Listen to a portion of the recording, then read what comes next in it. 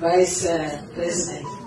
So mimi nimelelewa kwa hiyo state house ya Kisumu pamoja na Uhuru mpaka sasa ni best friend yangu. Tunajuana kwa ajili tulikuwa pamoja.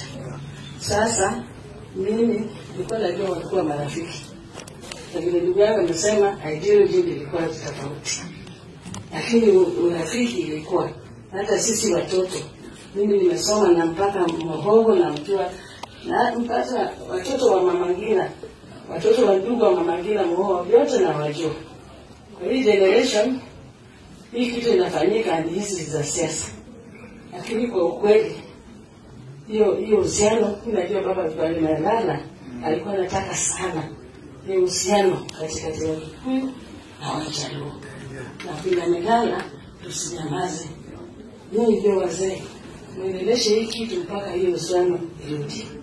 Na mimi nimependa sana vile mmekuja, mmeleta ng'ombe. Naenda kuuliza ndugu yangu kwa niaba ya familia yangu, hata kama mimi ni msichana, hata mimi nipate ng'ombe nyingine.